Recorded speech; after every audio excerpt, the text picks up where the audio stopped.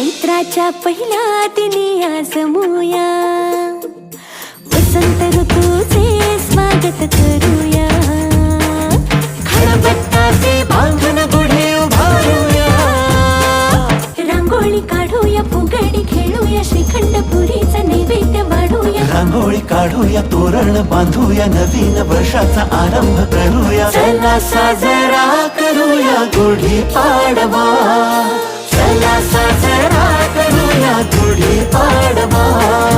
मराठी परंपरेला नव्याने जगूया, चला साजरा करूया गुढी पाडवा.